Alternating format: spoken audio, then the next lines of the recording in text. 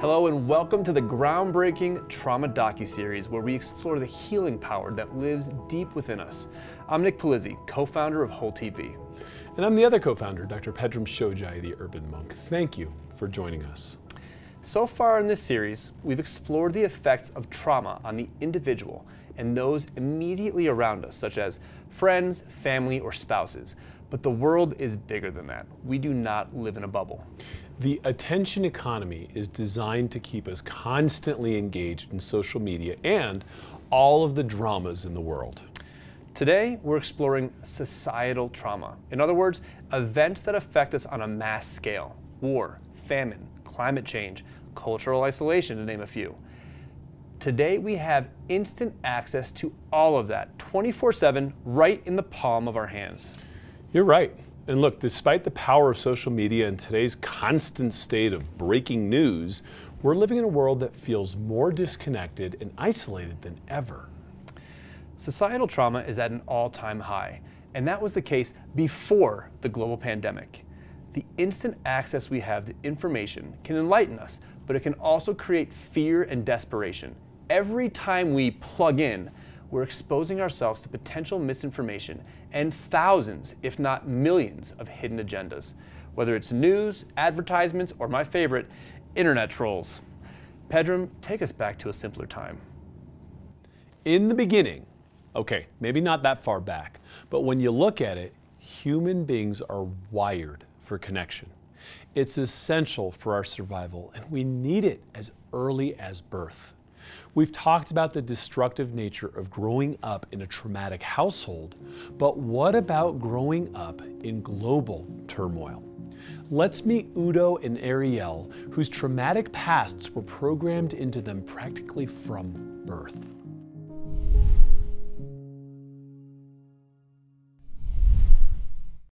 That aspect of personal trauma is also visible when we look at our society. There's societal trauma that happens, and it comes from many, many directions for communities, for individuals.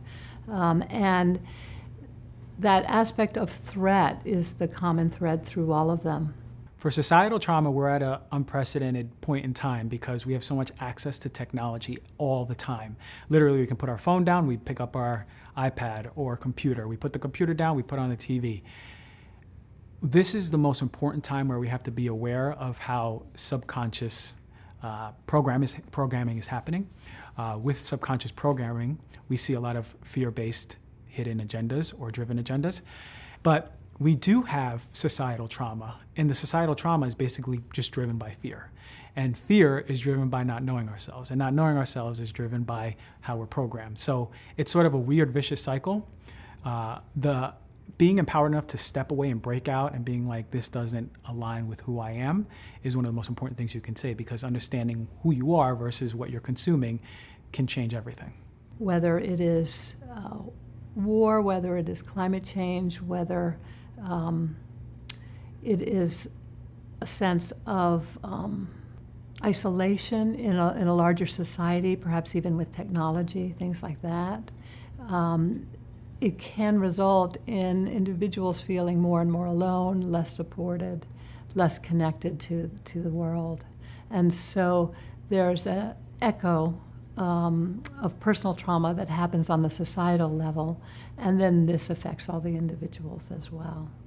There's no way out of society impacting the organism. Ours in particular are wired for connection. So what is happening to the other is going to affect how I feel inside myself. And what's happening on a collective level, whether in the environment itself that we consider kind of in between human nervous systems, or on the collective level in terms of what's happening in many nervous systems that's resonating with each other. When that's dysregulated, I'm going to be dysregulated. When culture is sick, I'm going to be unhealthy. And in our day, This is especially true in that distance used to have a certain kind of buffering effect or numbing effect. Conscious of it or not, we were mostly aware that we were unaware of what was happening far away. And we could only deal with the experience in the virtual bubble of our own experience. Today, that's not true. Today, there's really no bubble. All I have to do is, sign into my media, and I can be blasted with the reality of what's happening to nervous systems far away. And our mind-body, is capable of processing that, and sometimes really not capable of buffering our system against that.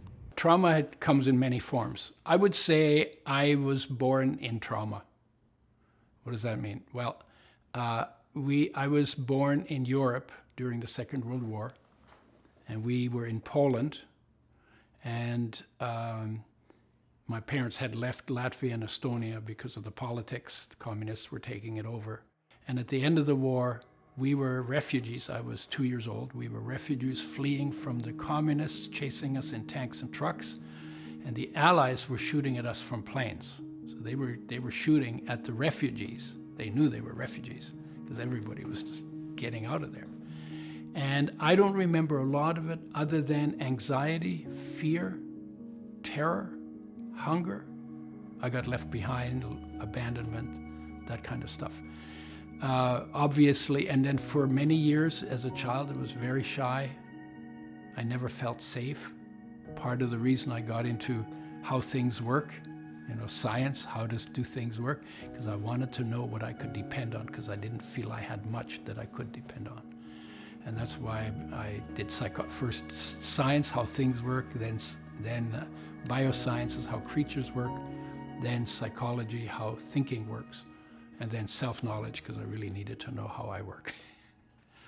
I think that my definition of trauma is probably a little bit broader than the average.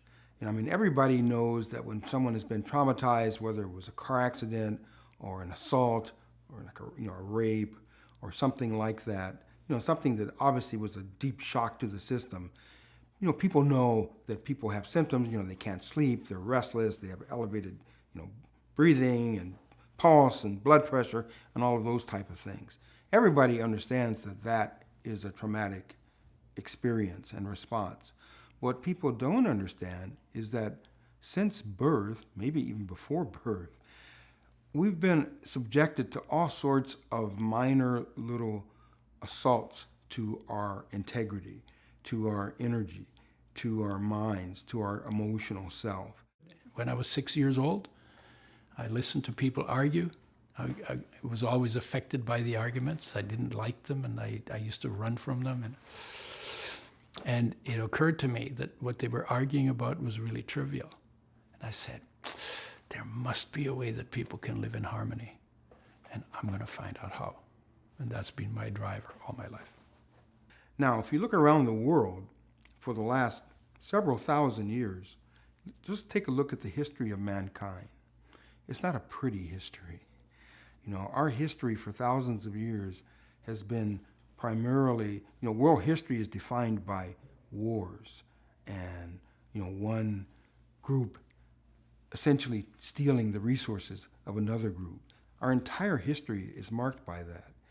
And so I think that a lot of things that pass for normal or just kind of everyday experiences actually are indicative of a much, much deeper wounding in our souls. Especially in this day and age where just turning on the news or scrolling through social media can be so toxic. How can we know if we have trauma?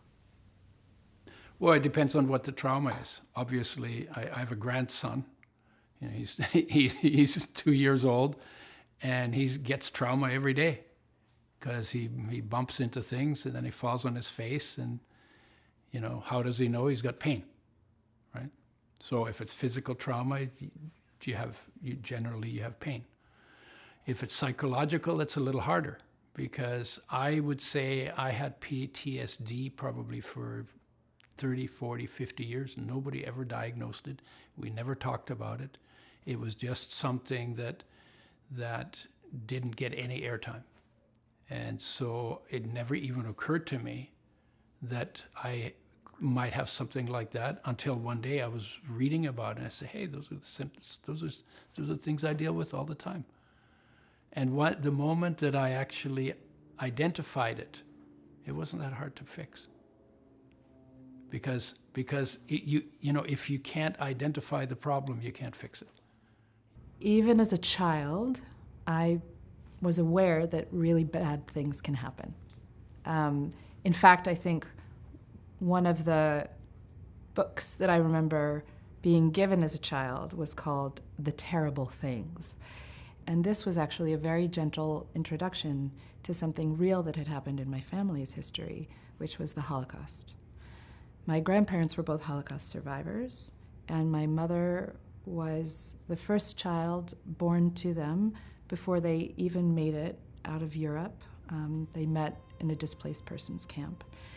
So my mother grew up without grandparents, without most of the cousins she would have had.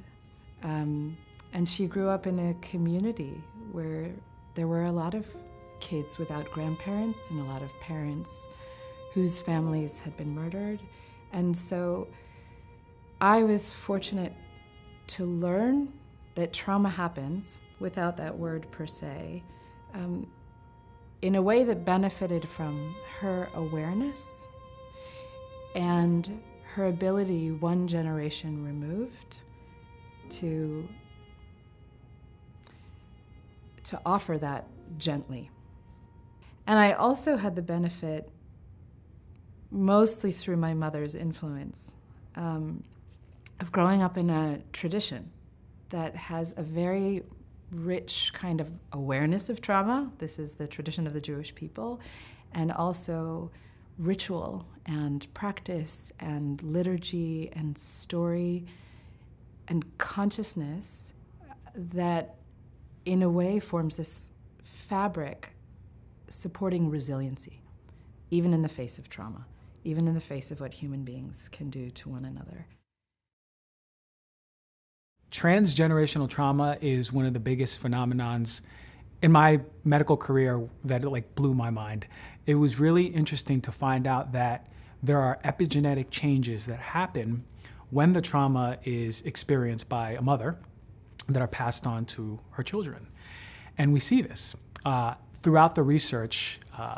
NR3C1 is a major gene that keeps coming up epigenetically.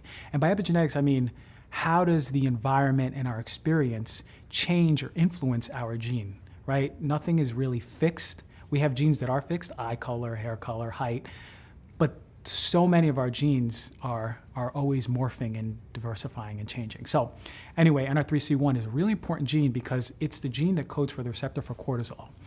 That's an important receptor because that's the receptor to our stress hormone.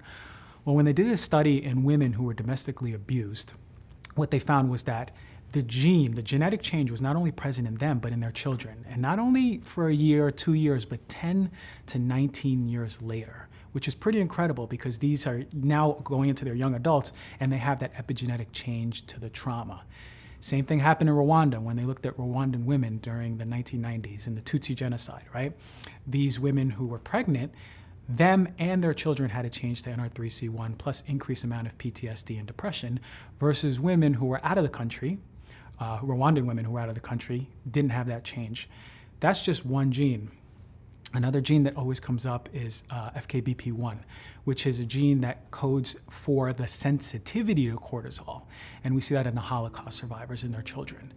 Generations after generations after generations, they're still displaying that epigenetic change where they have a reduced sensitivity to cortisol, or an increased sensitivity to cortisol, I'm sorry.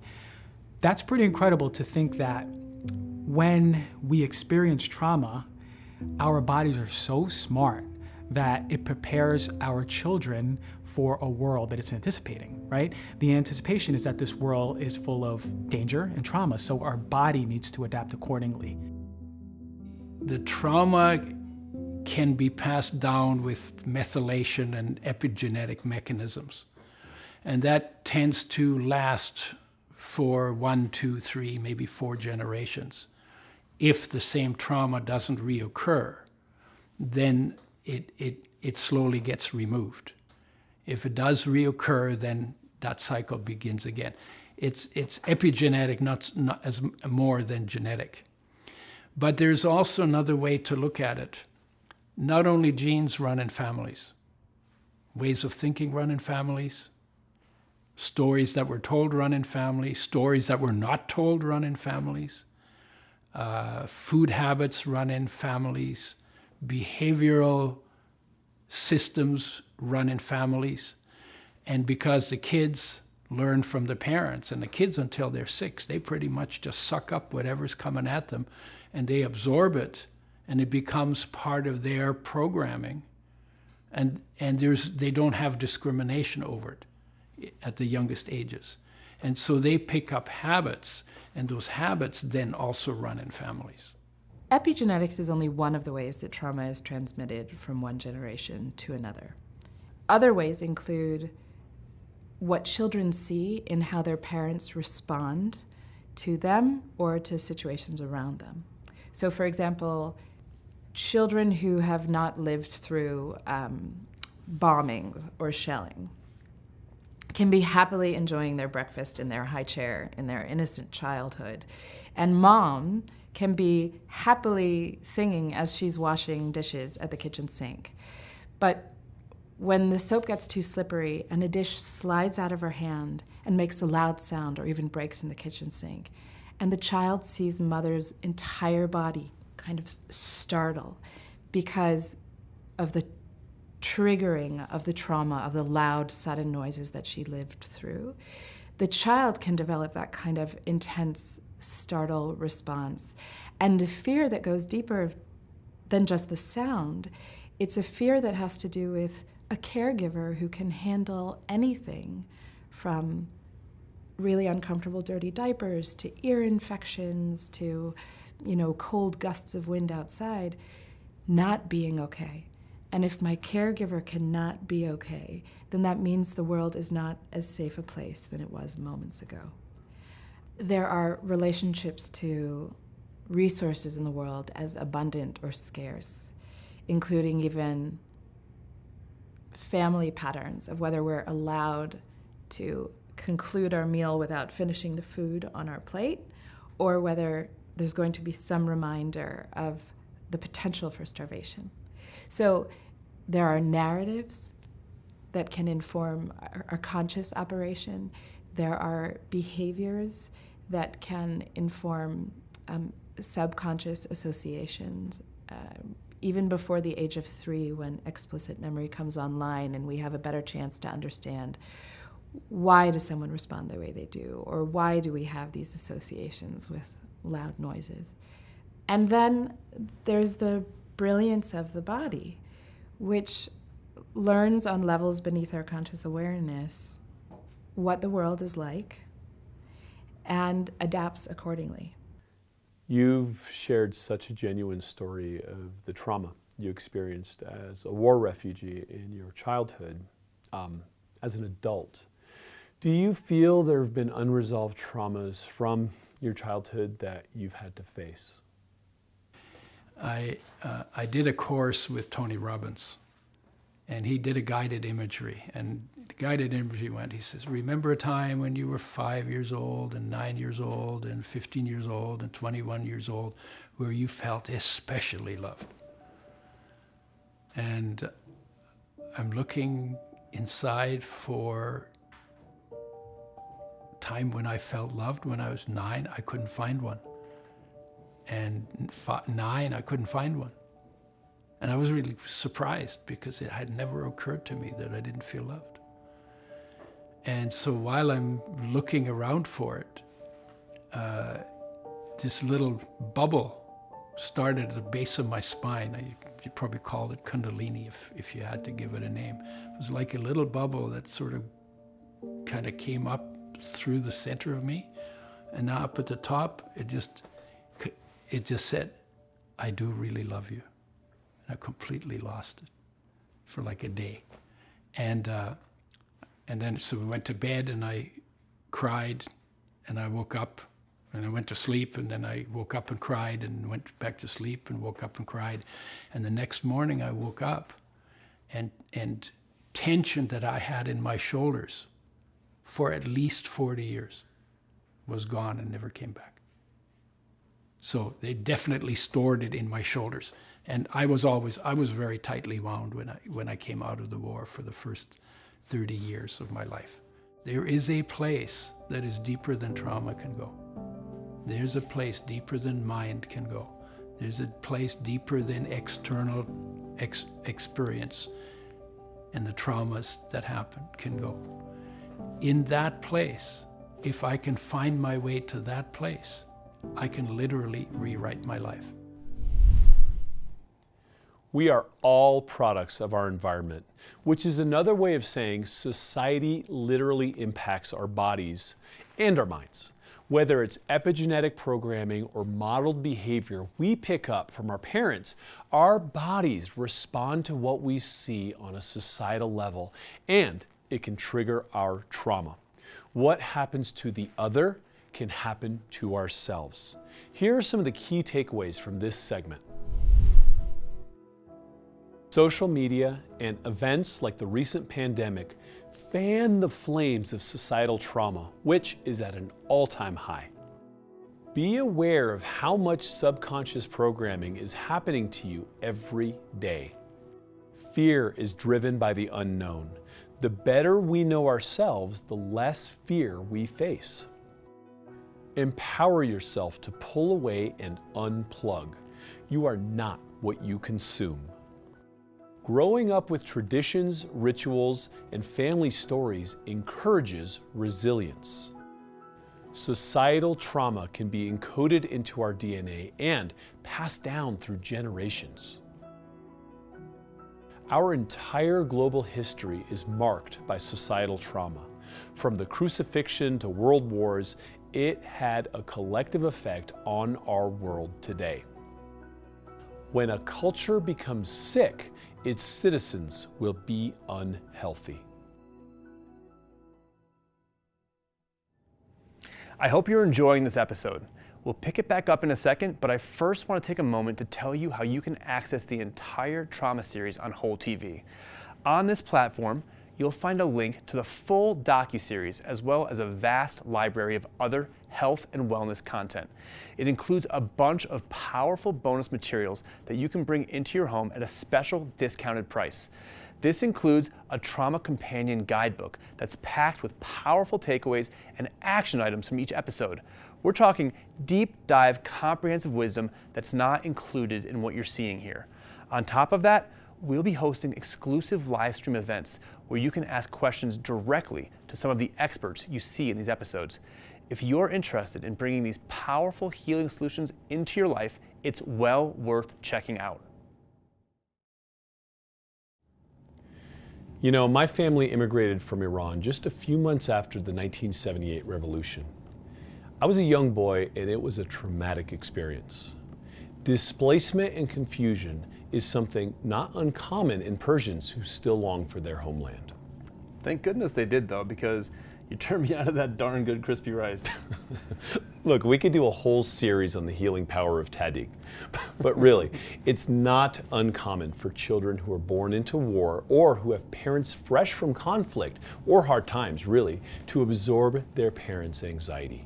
It becomes the child's base for daily decisions as well as their mental and physical health. People who are born into societal trauma tend to compartmentalize their pain. They become survivors out of necessity. It's often not until later down the road that these survival kids grow up to recognize the horrors and challenges they've been through. That pain, sadness, and anger might still haunt them, but it can also make them resilient and aware of the beautiful opportunities in life. In our next segment, Nick's going to give us a look at some of the ways rituals protect us from societal trauma. Cultural rituals, traditions, even religion and spirituality are all ways that we can connect to ourselves and to each other. They seat us in the universe and provide a sense of security. But sometimes those institutions fail us as well. And when that happens, it can shake a person to their core. let's return to our storytellers to hear how ritual and religion play a role in healing and sometimes creating societal trauma.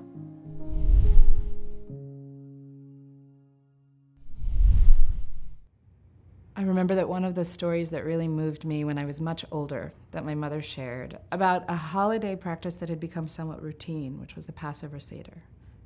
Moved me tremendously and really informs the work I do today.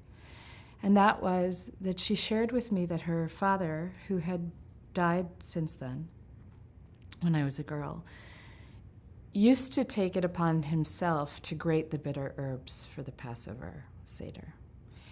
And what struck me then and moves me even now is that she shared that he would grate those bitter herbs until his eyes burned and the tears rolled down his cheeks. And he would eat them that way too at that point in the Passover Seder, where, his face would turn red, the pain was registering. And it's not a religious obligation to experience pain when you eat these. They do tend to evoke that kind of physiological response, the burning. But in our family, it was, as in many families, usually the kind of thing that led us to say, okay, get your water ready, or get this sweet admixture of all the spring fruits that we're going to eat in a minute ready so that we'll be able to drown out the bitterness. My grandfather made sure that it registered. And what I understood of that later is that for all the losses he suffered, some of which were so unspeakable that we didn't learn about them until we went through paperwork after he died, and learned about some of the losses, the Passover ritual is what allowed him to locate that pain within a narrative context of redemption. And for his personal despair to find kind of company in this fabric of meaning and collective narrative, so that there was a container for the immensity, even the infinity of his grief. And so that ritual allowed these tears to flow. And it evoked emotion that was already inside of him, and arguably is inside all of us to an extent, in a way that wasn't overwhelming, that actually could be quite healing. So how do traditions and religious beliefs relate to trauma? How can they be utilized to encourage healing? When a traumatic event happens in a person's life, all of their foundation, their constructs of how they operate in the world can be completely changed, completely shaken, if you will. The value of spiritual practice, I think, is to give people a container, a womb, if you will, to begin to form who are they going to be on the other side of that. And spiritual practice and even religion can be a great container to give people a sense of structure where their foundations and their structures have been changed completely. Growing up as a Christian, when I learned very early on what I can and can't do or should or shouldn't say.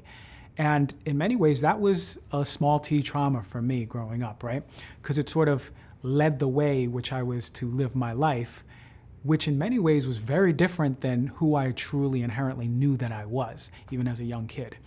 So it's unfortunate that we have these groups that are pushing ways that we're supposed to live based on who knows what sort of truth.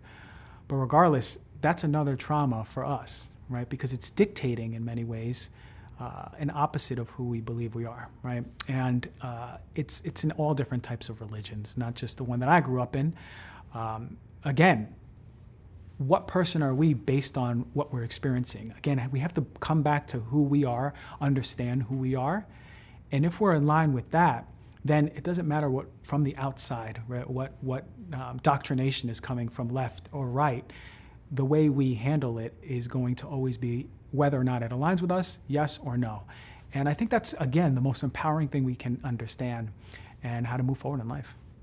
In vastly different cultural contexts around the world, spirituality tends to be described as some experience of feeling connected to something beyond ourselves. So trauma inherently can affect our capacity for spiritual experience, because trauma tends to be an experience that disconnects us from ourself or from the parts of our systems that are compartmentalized as a way of coping with the trauma or managing despite the trauma. That can be our memory, it can be our orientation to pleasure or things that used to give us pleasure. It can be our sense of safety, where that involves an ability to let our guard down and really enjoy how safe we feel. And trauma can also be a radical discontinuity in our life between before and after, or how we thought the world works, but apparently what can happen in the world. I think there's a value of tradition. I think we have to really understand where we've come from to help move humanity forward if we're going to be able to survive. Religion is a powerful conversation to have. Religious values are imposed on us from such an early age. And religion isn't something that we choose, it's something that we absorb. I personally feel one of the most spiritual experiences a human being can have is to self-individuate and to say, this works for me and this doesn't work for me. There are spiritual traditions and philosophical, moral traditions that would name it a virtue that we're wired for empathy and caring. This is also a physiological liability. There's a limit to how much stress our system can bear without breaking and without resiliency. So here's more good news. There are cultures and there are cultural traditions and spiritual traditions and there are practices that can deepen our access to the extraordinary resiliency that we have within us, the capacity to be with suffering, including that of others, without being overwhelmed, so that we can still mobilize to do something about it, and our sensitivity and empathy and attunement, coupled with this exposure and information, can allow us to mobilize and bring healing. Anything you learn, whether it's cultural or religious or national or philosophical, is learned. Learning is in the mental realm. So if you have a belief system and then somebody hammers that and creates confusion for you, it's traumatic when you experience it because you're shocked, because you put trust in it. I get that. But maybe that shock is actually a good disillusionment. And maybe that shock helps us to find something that is more real, that is unassailable. You know, everything that can change will. The only thing that won't change is what can't. Our spiritual traditions or our spiritual contexts, kinds of sanctuaries, both in terms of physical places and also in terms of the narratives where we locate ourselves in the universe and in meaning, and also the people who form our spiritual community. They are places for feeling safe and places for orienting and kind of navigating our way through the world, particularly when we reach moments of decision or opportunity or uncertainty. There are values that guide us, there are role models and examples, and just this fabric of meaning. What happens when religious or spiritual institutions, which are supposed to be a source of strength and faith, are actually causing us more pain or suffering? That is a particularly difficult type of trauma because so often people that are involved in spiritual or religious institutions take great comfort in their faith. They feel hope and comfort and trust in the leaders of their church or synagogue or whatever spiritual tradition. So when they are betrayed or hurt or taken advantage of by those leaders, it's a especially horrendous type of trauma, because now if you cannot trust your religious leaders, who can you trust? And the faith that they once had in a God and a higher power is now taken away. So the thing that comforted them is now gone.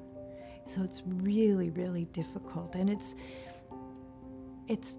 easy, especially for children, to believe any authority figure when they tell you, this is okay. It's okay to do this. And as a matter of fact, when you do this certain thing, you're special. And children believe their authority figures. So that kind of betrayal is so confusing and so shaming, and is going to leave such damage and confusion to the child. And we've seen people then really struggle with their faith and not have that resource that they had. So it's just complicated on many levels. When something happens in those settings that is traumatic, on the collective level, it's one thing, and on the individual level, I think it's something else. Because where there's something that happens collectively, there can be a mobilizing within that fabric of meaning and with those other people, and a real drawing on those resources to move ahead. When something happens in our spiritual context to us personally, it can cut us off from a sense of the spiritual community.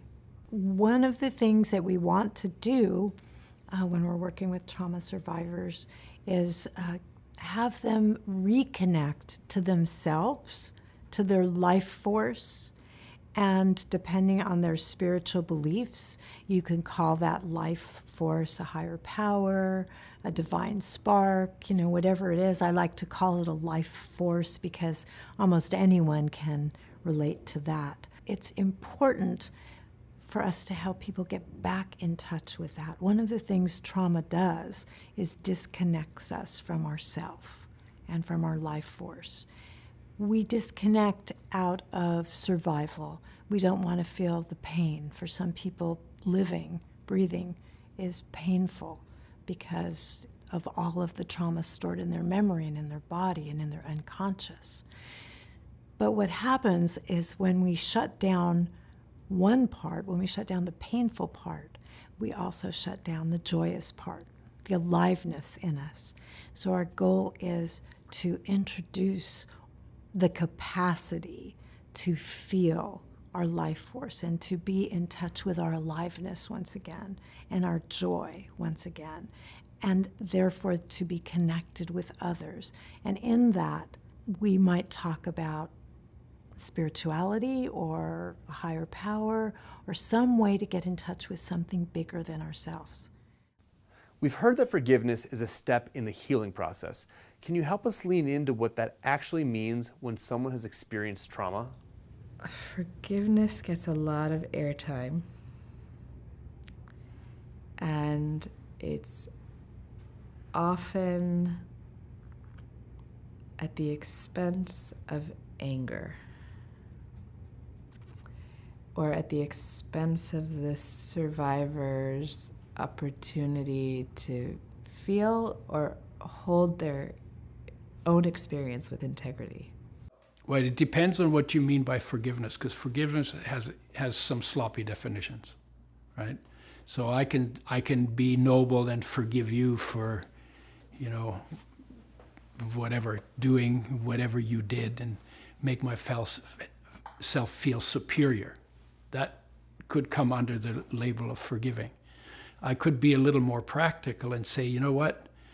I don't like what you did, and I will never like what you did. because what you did was unfair, unkind, or whatever, unloving, or whatever it was, and hurtful, or whatever it was. But I'm not willing to let you continue to control my life by thinking about you. So I'm going to let it go to free myself to get on with my life. That's a kind of forgiveness too. Then there's another kind of forgiveness. If I can go again to this deeper place, that place was not affected. Nothing has ever hurt that place because nothing ever can hurt that place. And then it's like, well, there's nothing to forgive because where I really live was not affected. Yes, I have a scar on my finger or whatever it is. And yes, I had a time when I was confused because of something somebody did, but this was never confused. Life was never confused. And life has never had anything but unconditional love for me. In working with survivors of trauma, what I encounter far more often than anger at the perpetrator is anger at the self. And when we talk about forgiveness, it tends to be about how we're relating to the perpetrator. I think in doing healing work, we're really working with the self.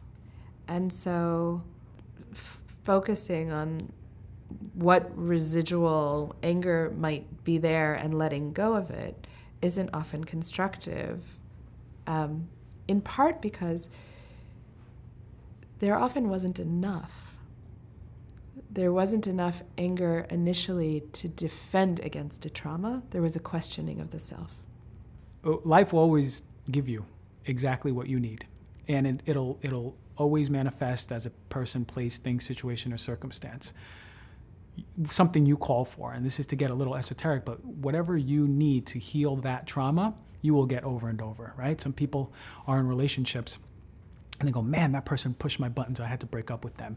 Okay, well, the next partner manifests that in the same way or a little bit different way, but still the same wound is being exposed over and over and over until you have that realization and go, well, maybe the universe is creating a self-healing mechanism by creating these people, places, things, situations, circumstances to present so I can finally look at my own wounds and heal them.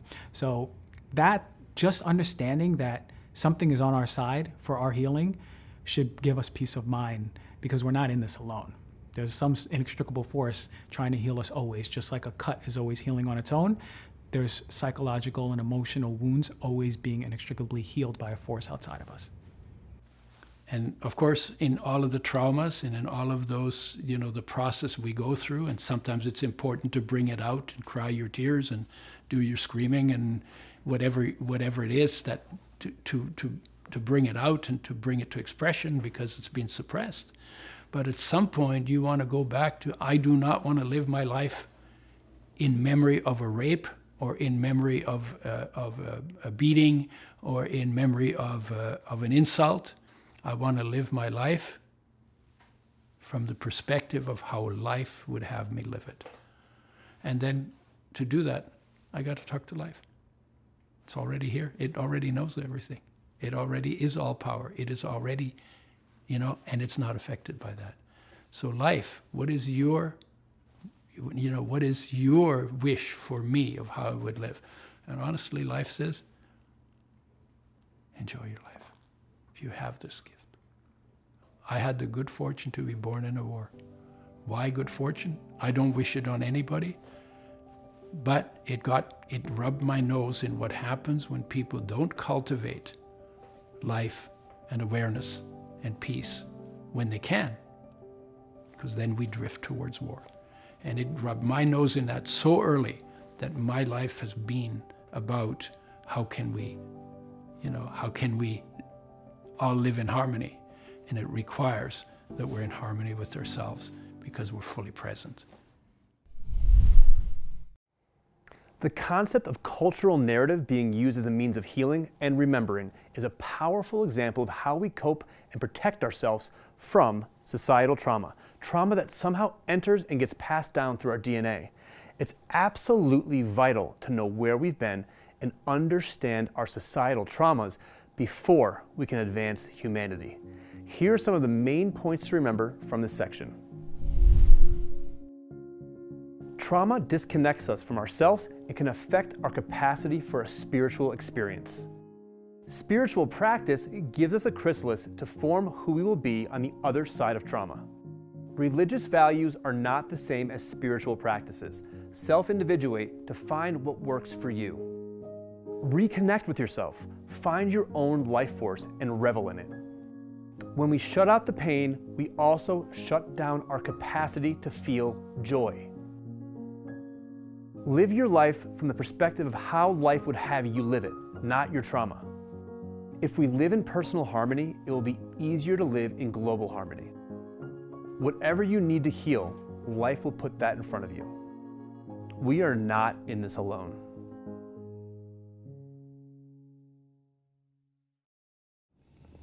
"2020 was a year full of societal trauma for everyone. In particular, it was a difficult year for America, and its repercussions continue to be felt as we grapple with our future and our past. Even if the tragic events of 2020 didn't affect you directly, we were all exposed to them daily while they were constantly pumped onto our screens. And at its core, those messages are selling one thing: fear. Fear for your safety, fear of not being good enough, fear of society falling apart, and much more. Trauma preys on insecurity, and once it takes hold, it doesn't want to let go. A constant theme we came across in our interviews is self-forgiveness, something that is more important now than ever before. We all get stuck, worn down, impatient, lonely, and are possibly even facing financial hardship. It's important to remember this isn't your fault. We are experiencing a generational event. It will pass and we will all recover. Pedram's here now with more about this. We're now going to hear from Stacy and Stephanie, two women who have devoted their lives to understanding the legacy of societal trauma, in particular, how it relates to the African American experience. We all continue to be impacted by divisive events. If we're going to advance as a country and as a species, we must learn to better understand each other and to forgive. Let's hear more from them.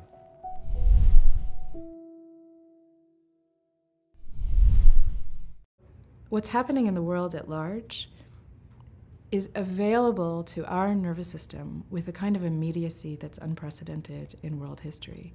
We can be inundated with much more experience than we were ever exposed to before. I didn't grow up in California. I didn't grow up on the West Coast. And when I started talking about energy, I thought all the people who knew me on the East Coast from my academic days would think I drank some Pacific Coast Kool-Aid. I've been hanging out too long in the yoga studios. That was an unfounded fear, because hard science is telling us now much more about our own neurobiology and physiology. And with the discovery of mirror neurons, we have hooked up to scientific equipment, become aware that it's true. We have this imaginal capacity to see something that someone else is experiencing or doing and feel our own capacity to do or experience that moving within us.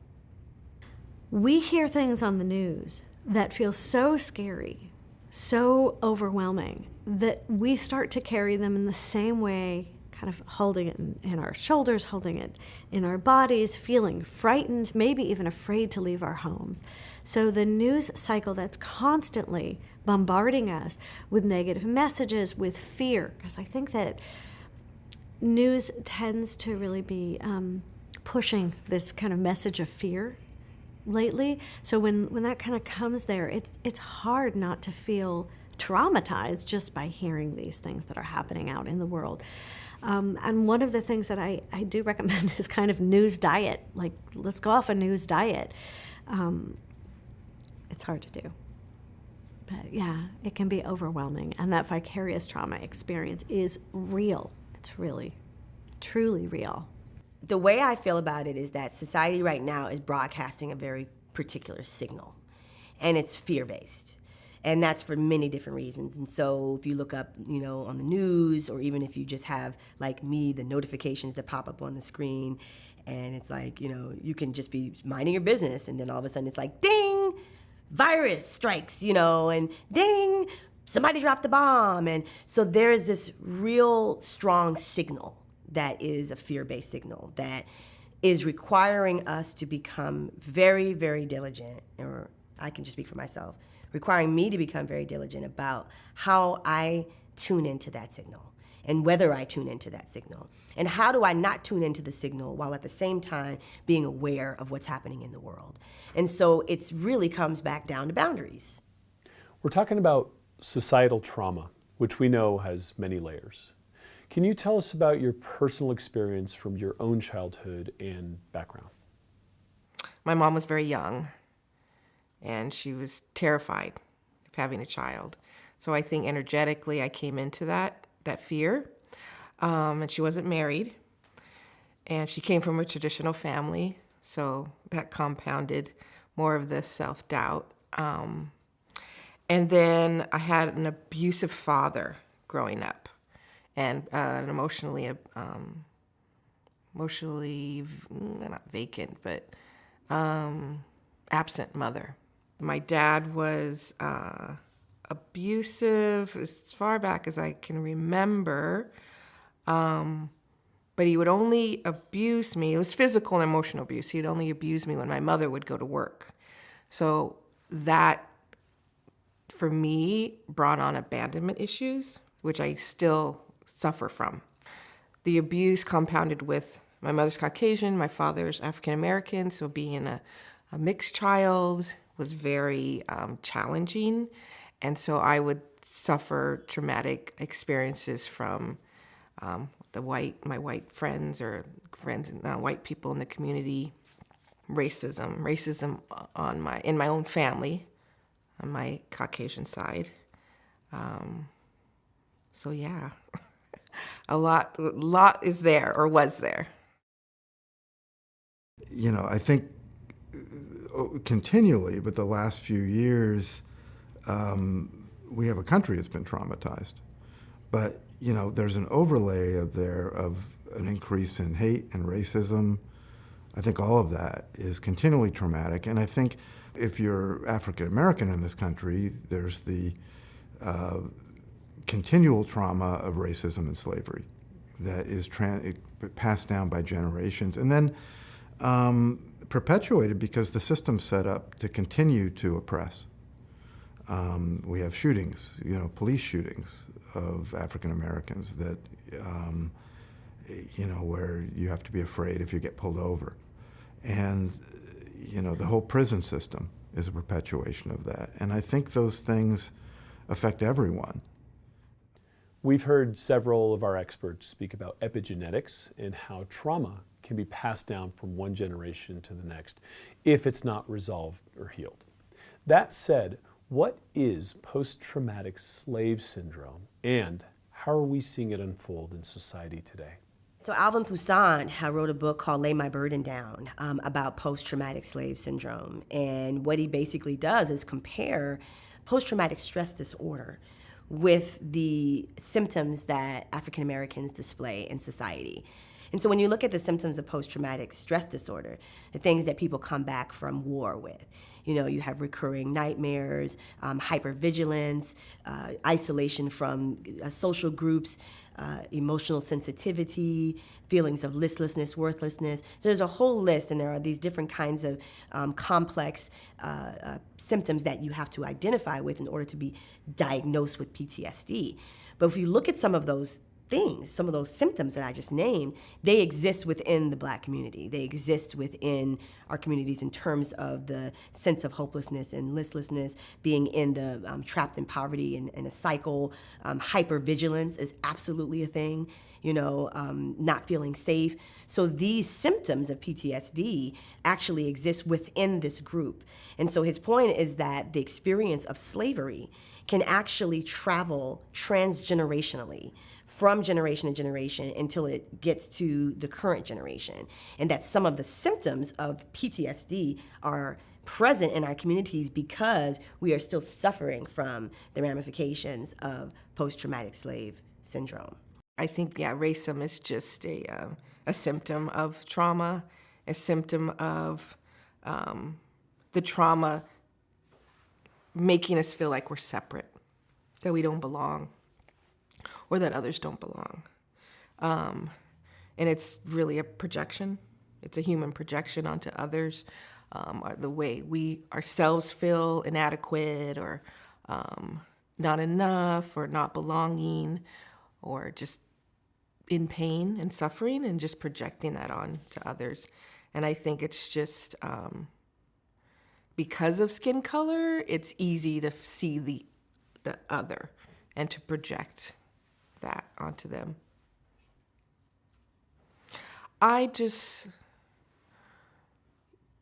Because of the work that I've done and what I've experienced, when I just see racism as just pain, just deep sorrow inside. And I have emotions coming up. It's like I'm crying for those people. 'Cause it's so unnecessary. And it's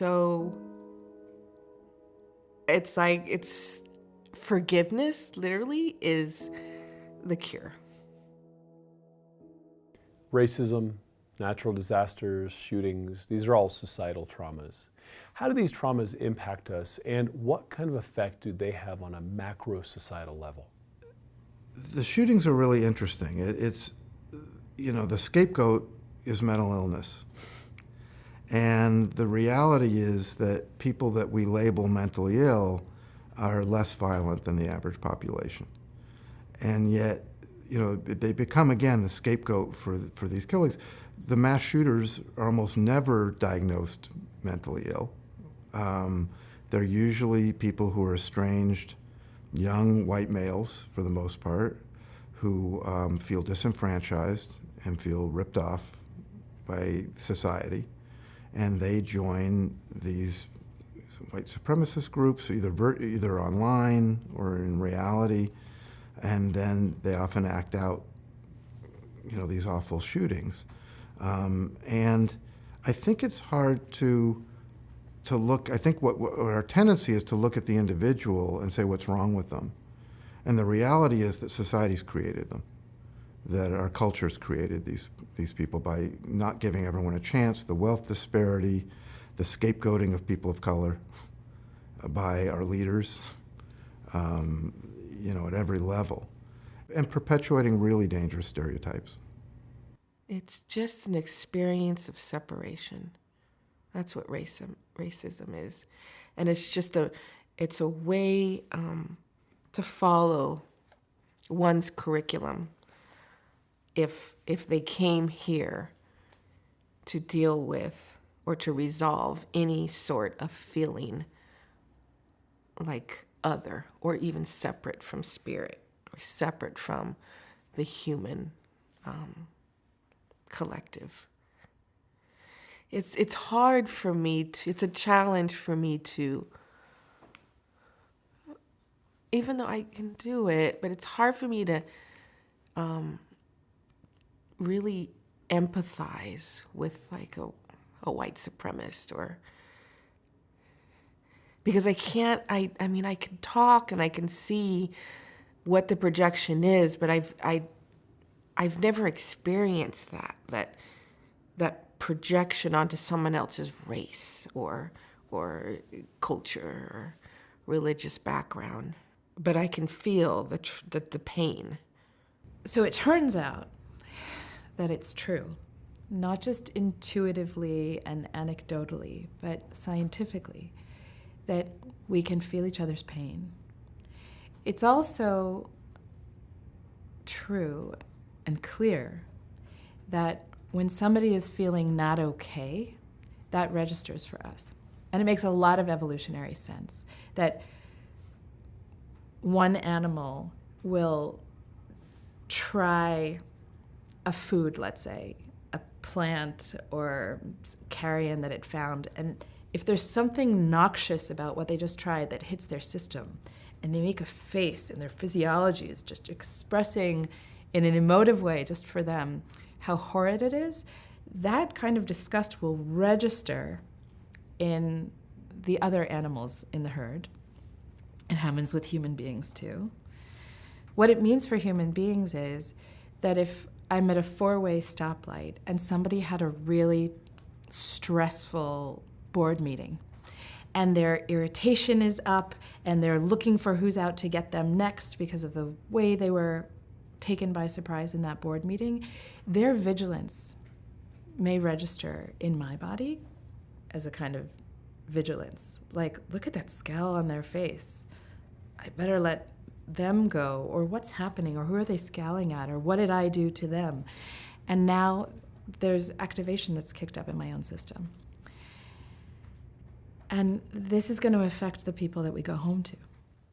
As a biracial child, what kind of challenges did you face, and how did that impact you as you grew older? So that was kind of like my calling card. Like, oh, you know, I'm a product of mixed marriage, so I've got like the mulatto syndrome, and I don't fit in anywhere, and I was the battered child, and I need help, like big time help. So again, that was pretty much my theme, my soundtrack, until I was probably in my mid-30s when I started to study issue resolution and self-forgiveness being huge, massive. And it's interesting because there's like nothing to forgive my father for. I don't feel like that. It's really about just forgiving myself. Because I know that my parents did the best they could with the tools that they had. And I know I was loved. I mean, I felt loved. So to me, that I'm a step ahead. To actually know that I was loved, to know that I was not abandoned, and to know that I'm not damaged or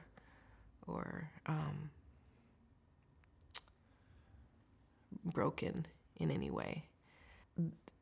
There has to be self-forgiveness. There has to be forgiveness if anyone is to walk through the trauma and onto the other side of freedom. Basically, it's freedom. Freedom from that small self that pretty much runs the show when we're in that frame of mind of feeling like we're traumatic or we suffered from trauma. So I think we tend to get to the place where we say, I'm failing, I'm doing this wrong. And forgiving yourself for struggling, forgiving yourself for carrying trauma, and maybe even finding this place of compassion that really comes from understanding that your traumatic response is your way of coping. I think that we've all kind of been programmed to think that forgiveness is a way of telling the person that it's okay that they did what they did. And that's absolutely not what forgiveness is about. Forgiveness is about setting our own selves free from whatever that other person did or from what we think we did. The way I like to kind of describe it is, once heard a spiritual teacher say that pain is, inevitable, but suffering is optional. So if you stub your thumb, that's pain. But if you're still complaining about you stubbing your thumb 3 weeks later, then now that's suffering.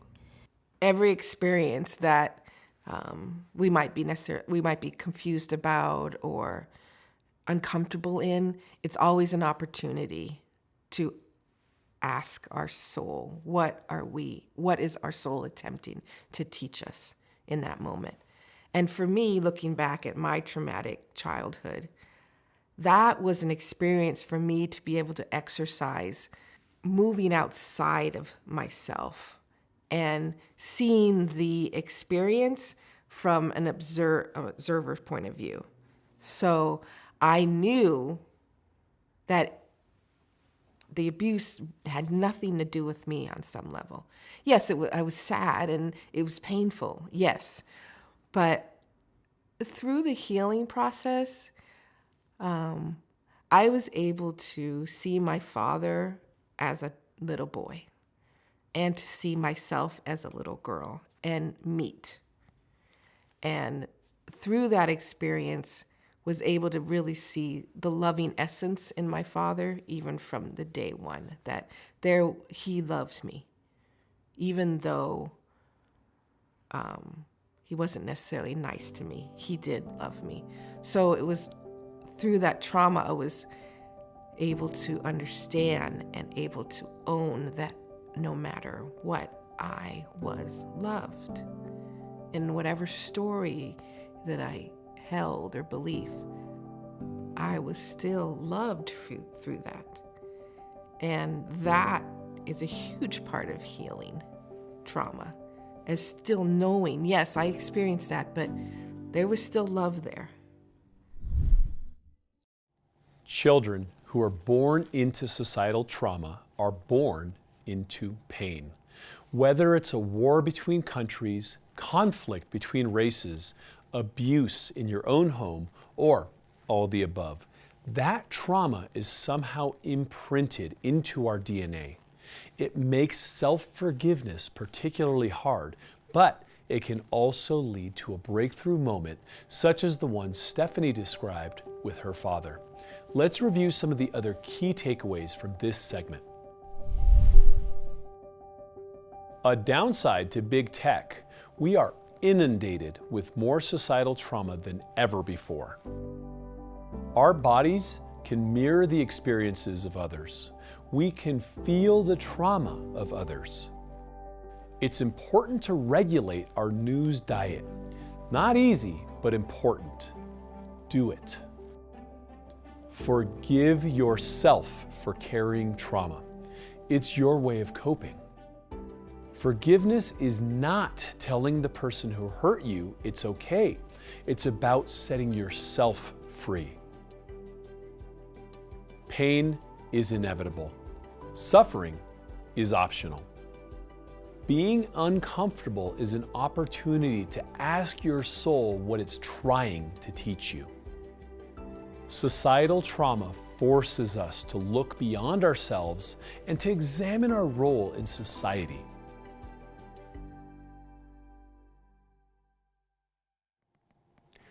I want to take a moment before we get back to remind you that we've actually created a comprehensive guide to trauma healing, which comes with your subscription to Whole TV.